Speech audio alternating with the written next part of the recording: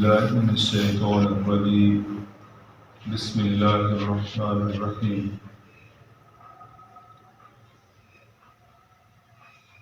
إلا تنفروا يعذبكم عذابا عليما۔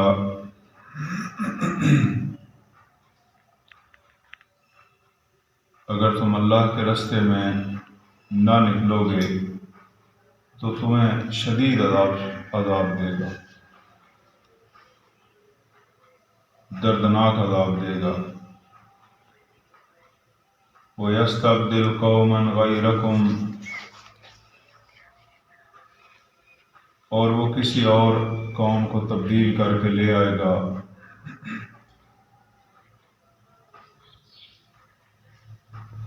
وَلَا تَضُرُّوهُ شَيْئًا، اور تم اس کا کچھ بھی نقصان نہیں کر سکتے۔ وَاللَّهُ عَلَى كُلِّ شَيْءٍ قَدِيرٌ، اور اللہ ہر چیز پر پوری قدرت رکھتا ہے۔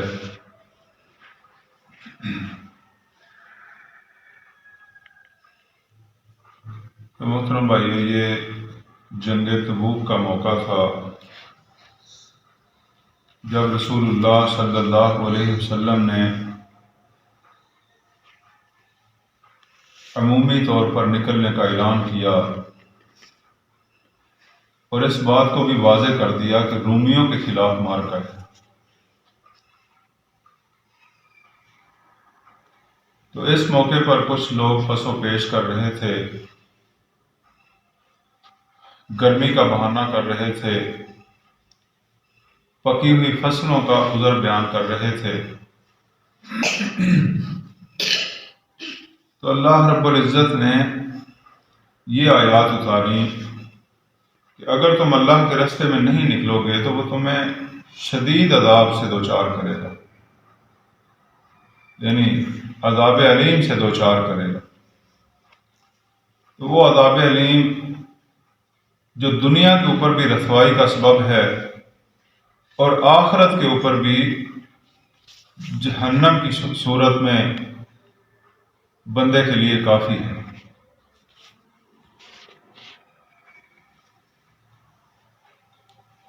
تو یہاں محترم بھائیو یہ بات دیکھنے والی ہے کہ جو لوگ نکلے، جنہوں نے اللہ کے دین کے غلبے کا کام کیا، کیا ان کے پاس وقت زیادہ تھا؟ کیا ان کا دن 24 گھنٹوں سے زیادہ تھا؟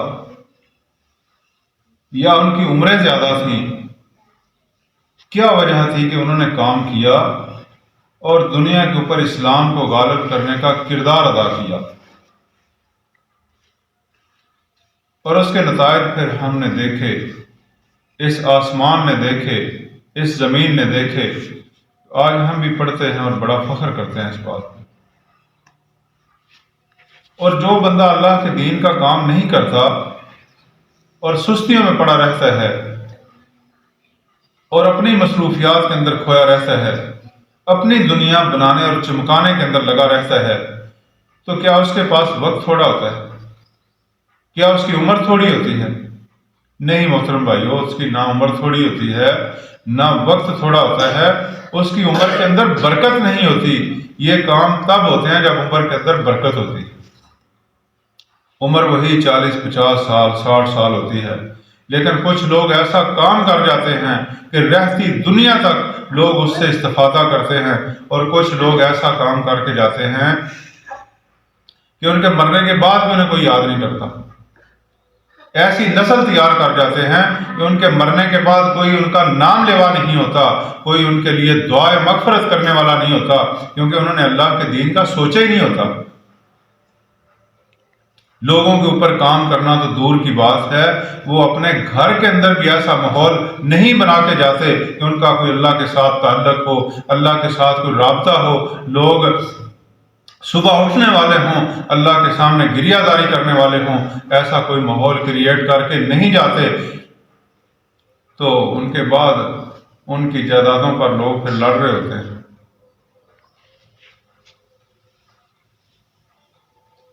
دنیا کے اوپر امن چھوڑ کے جانے کے بجائے وہ معاشرے کے اندر بلکہ اپنے گھروں کے اندر فساد چھوڑ کے چلے جاتے ہیں۔ تو اللہ رب العزت یہ جو فرماتے ہیں کہ میں پھر وَيَسْتَبْدِلْ قَوْمًا غَيْرَكُمْ وَلَا تَضُرُّوهُ شَيْئًا کہ میں ایسی قوم کو لے آؤں گا جو اس کا پھر کوئی نقصان نہیں کر سکے گی۔ محترم بھائیو، اللہ کسی کا محتاج نہیں ہے، اپنے اسلام کو غالب کر سکتا ہے، اپنے دین کو نافذ کر سکتا ہے۔ اللہ کسی کا محتاج نہیں ہے۔ انسان تو آٹے میں نمک کے برابر بھی نہیں ہے۔ جتنے اس زمین کے اوپر فرشتے بستے ہیں، جتنے اس آسمان کے اندر اللہ کی مخلوق فرشتے ہیں، جتنی اس کی عبادت ہو رہی ہے، ہم تو تصور بھی نہیں کر سکتے کہ ایک ایک بالشت کے اوپر ایک ایک فرشتہ جو سجدہ کرنے لگا ہوا ہے، اللہ کی عبادت میں لگا ہوا ہے، اور وہ فرشتے جسامت میں اتنے بڑے کہ ایک ایک فرشتہ جو ہے، حدیث کے اندر آتا ہے کہ ایک فرشتہ، ایسے فرشتے بھی موجود ہیں کہ ایک فرشتے کے کان اور کندھے کا جو فاصلہ ہے وہ ہزاروں میلوں کے اندر ہے۔ یعنی اتنی بڑی جسامت کے مالک فرشتے جب وہ مطیع و فرما بردار ہیں تو ہم دیکھتے ہیں یہ چاند اور سورج اور سیارے اور ستارے اور کہکشائیں اور یہ کائنات کا نظام جو ہے، اللہ نے انہیں حکم دے دیا، ایک ہی دفعہ حکم دے دیا اور یہ سارے مطیع و فرما بردار ہو گئے۔ اب کسی کے اندر اللہ کی نافرمانی کرنے کی کوئی جرت ہی نہیں ہے، کوئی ہمت ہی نہیں ہے، اور ساری کائنات اللہ کی مطیع و فرما بردار ہے۔ صرف یہ انسان ہے کہ انسان کو اللہ نے اختیار دے دیا کہ وہ چاہے اللہ کا شکر گزار بنے، چاہے اللہ کا ناشکرا بنے۔ لیکن اللہ رب العزت نے انجام بھی بتا دیا۔ اللہ فرماتے ہیں کہ یعنی عذاب علیم کی بھی وعید سنا دی، اور اس کے بعد اللہ رب العزت نے وَلَا تَضُرُّهُ شَيْئًا کہ اس کا کوئی پھر نقصان نہیں کر سکتا۔